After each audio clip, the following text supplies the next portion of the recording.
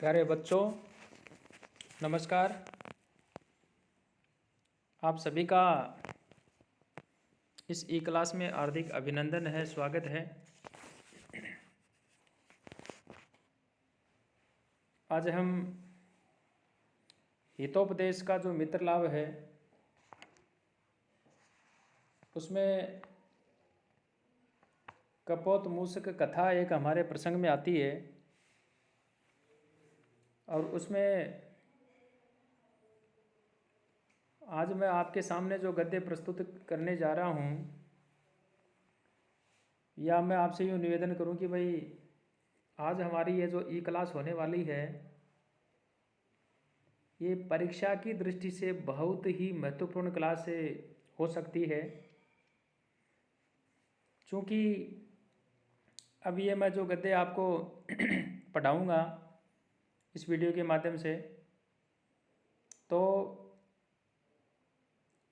आप मान के चलिए कि ये परीक्षा की दृष्टि से मानते हुए ही महत्वपूर्ण जो गद्य हैं वो ही मैं बता रहा हूँ। एक इस वीडियो के माध्यम से सभी बच्चों से मैं ये ऐलान करना चाहूँगा कि 8 फरवरी 2021 से हमारी बीए पार्ट प्रथम की जो कक्षाएं हैं, बीए पार्ट द्वितीय की जो कक्षाएं हैं, या मैं यूँ कहूँ कि कॉलेज की सभी जो कक्षाएं हैं सुचारू रूप से संचालित होने जा रही हैं। तो उसमें आप सभी को जो है अब मैं आह्वान करूँगा कि सभी विद्यार्थियों को जिन्होंने संस्कृत विषय ले रखा है उनको आना चाहिए, और आप जो है टेक्स्ट बुक लेकर के भी आएँ, क्योंकि बिना पुस्तक के हम जो है प्रॉपर जो हम समझना चाहते हैं वो बात नहीं समझ पाएंगे। इसलिए आप जो है पुस्तक लेकर के क्लास में आए। और अब कपोत और मूषक की जो कहानी चल रही है उस प्रसंग को मैं आगे बढ़ाते हुए आपके सामने जो है निवेदन कर रहा हूँ। जब कौवे के द्वारा वो कहानी पूछी जाती है तो हिरण्यक नाम का चूहा होता है, वो ये कहानी कहता है। अस्ति मगध देशे चंपकवती नाम अरण्यानी। प्यारे विद्यार्थियों, कहानी के प्रारंभ में यदि अस्ति आता है तो इसका जो अर्थ है वो भूतकाल में लगेगा। वैसे ये लट लकार की क्रिया है, धातु है। तो अस्ति मगध देशे चंपकवती नाम अरण्यानी, यानी मगध देश में एक चंपकवती नाम का जो है जंगल था, ये इसका प्रॉपर अर्थ होगा। तस्याम चिरात महता स्नेहन मृग काकौ निवसतः, यानी उस अरण्य में, या यूँ कहें कि उस वन में जो है बहुत लंबे समय से बहुत ही प्रेम से क्या है, स्नेहन मृग काकौ निवसता है, बहुत ही बड़े प्रेम से स्नेह से हिरण और जो कौवा है वो निवास करते थे। स च मृग है स्वेच्छा ब्राह्मण, और एक दिन अपनी स्वेच्छा से घूमते हुए हृष्ट पृष्ठांग है केनचित श्रृंगाल ने अवलोकित है। स्वेच्छा से घूमते हुए मोटे ताजा बने हुए उस हिरण को श्रृंगाले ने, किसी गिदड़ ने, किसी सियार ने जो है देखा। तम दृष्ट्वा श्रृंगालो चिंतित, यानी उसको देख करके सियार ने सोचा। उसको, किसको? हिरण को। दृष्टवा, देख करके। श्रृंगालो चिंतित, सियार जो होता उसने सोचा, आह कथम एतन मासम सुसलिलम भक्षयामि, कि इसका जो स्वादिष्ट मांस है उसका मैं किस प्रकार से जो है भक्षण करूं, या मैं कैसे इसके मांस को खाऊं। विश्वासम तावत उत्पादयामि इति आलोचे उपसृत्य अब्रवीत। तो वो विचार करता, ठीक है, तो पहले मैं इनमें जो विश्वास पैदा करता हूँ, और ऐसा विचार करके उनके पास में वह जाता है और सब्रवीत वह बोला, मित्रे कुशलम ते मित्रे कुशलम ते मृगण उक्तम। सियार ने पास में जाकर के कहा, आपका कल्याण हो। हिरण जो होता उसने पूछा, कैसे तुम कौन हो। सब्रूते वह बोला, सब्रूते वह बोला, शूद्र बुद्धि नामा जम्बुकहम। शूद्र बुद्धि नाम वाला जो है मैं सियार हूँ, शूद्र बुद्धि वाला जो है मैं सियार हूँ, ऐसा उसने उत्तर दिया। अत्रारण्ये बंधुहीनो मृतवत एकाकी निवसामि। यहाँ इस वन में बंधुओं से रहित मैं मरे हुए के तुल्य समान जो है यहाँ अकेला ही जो मैं है रह रहा हूँ। उसने ऐसा कहा। इदानीं त्वां वित्रम आसादे पुनः स बंधु जीव लोकम प्रविष्टोस्मि।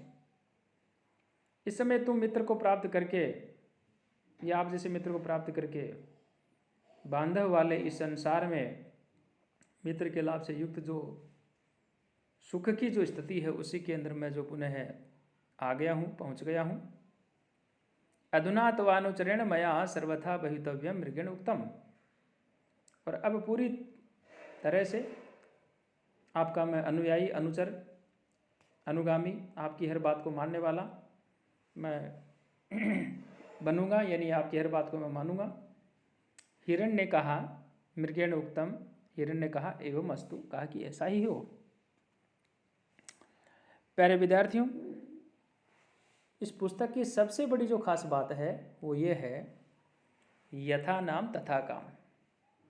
जिसका जैसा नाम है उसका वैसा काम है। यहाँ सियार जो है उसको क्षुद्र बुद्धि वाला कहा, तो क्षुद्र बुद्धि वाला कहा तो वो काम भी वैसा ही करता है, नीच ही करता है। तुच्छ बुद्धि वाला कहा तो काम भी उसका वैसा ही है। खैर, तो मैं आपसे ये निवेदन कर रहा था कि जो जम्बुक होता है, जो शियार होता है, उसने आकर के ऐसा कहा, और हिरण जो होता है उसने उसका उत्तर दिया कि वो मस्त, ठीक है, ऐसा ही हो।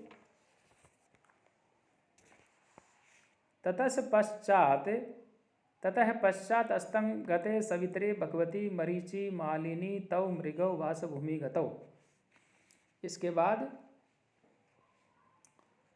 जो भी किरण मंडल का जो समूह होता है, ऐसे भगवान सूर्य जो है, भगवान सूर्य के अस्त हो जाने पर, यानी कुल मिलाकर के मैं आपसे ये निवेदन करूं कि सायंकाल के हो जाने पर या सायंकाल के समय, तौ मृगस्य वासभूमौ गतौ, दोनों हिरण के निवास पे गए। कौन? सियार भी चला गया, और हिरण जो थी वो तो थी, तो हिरण के साथ में वो भी चला गया। तो हिरण जो है उसके निवास स्थान पर वो गए। तत्र चंपक वृक्ष शाखायां सुबुद्धि नामा काको मृगस्य चिरमित्रम निवसति। वहाँ चंपक के वृक्ष की टहनी पर सुबुद्धि नाम का कौवा जो है वह रहता था, जो हिरण का बहुत पुराना एक मित्र था। तव दृष्टवा, तव का मतलब होता उन दोनों को देख करके, काको मतलब कौवा, उसने कहा या बोला, सखे चित्रांगे, हे मित्र चित्रांगे, कोयम द्वितीय है, यह दूसरा कौन है? मृगो ब्रूते, हिरण बोला, जम्बू को अयम अस्मत् सख्यम इच्छन आगत है, यह सियार है जो हमसे मित्रता की इच्छा करता हुआ यहाँ पे आया है, यानी हमसे मित्रता करने का ये इच्छुक है। काको ब्रूते, यानी कौवा बोला, मित्रे अक्षमात आगंतुना सह मैत्री न युक्ता। ये मित्र, अचानक आए हुए के साथ में मित्रता अच्छी नहीं है, इस कारण तुमने जो है अच्छा नहीं किया, और जैसा कि कहा गया है। क्या कहा गया है? प्यारे विद्यार्थियों, इससे पहले मैं आपसे निवेदन कर दूं कि इसमें बहुत सरल सरल जो आप लोगों के समझ में आने वाली जो बातें हैं, ये आप इसमें से जो है जब पद्य परीक्षा में आ जाता है, यानी गद्य परीक्षा में यदि आ जाता है, पद्य इसके जस्ट नीचे जो है आएगा, उसकी मैं बात बाद में करूँगा, इससे पहले इस गद्य की करूँगा। इसमें हमारे को ये अनुवाद लिखने के बाद में जो टिप्पणियाँ हैं, जैसे इसमें देखिए आपको इसमें एक तो कहीं न कहीं आपको अव्यय मिलेंगे। जैसे अव्यय की यदि हम बात करें, चंपाकवती नाम आ गया पहली लाइन में लास्ट में, दूसरी लाइन में अस्थि के नीचे जैसे मान लो च दिया हुआ है, तीसरी लाइन के अंदर जैसे मान लो केनचित आ गया, उसके बाद में जैसे मान लो आर, ये अपना जो है कथम आ रहा है तीसरी लाइन में लास्ट में। ऐसे हमारे को अव्यय जो है वो छांटने हैं और परीक्षा में हमारे को लिखने भी हैं। खैर, ये हम जब फिजिकल रूप से मिलेंगे हम इनकी विस्तार से चर्चा करेंगे। ऐसे इनडायरेक्टली ही कह सकते हैं, या यूँ कहें कि भाई इस वीडियो के माध्यम से थोड़ा सा समझा पाना थोड़ा सा मुश्किल होता है। खैर, जो भी है, तो हमारा प्रसंग ये चल रहा था कि अक्षमात आगंतुना सह मैत्री न युक्ता, कि कहीं हम जो है अचानक आए हुए के साथ में मित्रता ठीक नहीं है, इस कारण तुमने अच्छा नहीं किया, क्योंकि जिस प्रकार से कहा गया है। क्या कहा?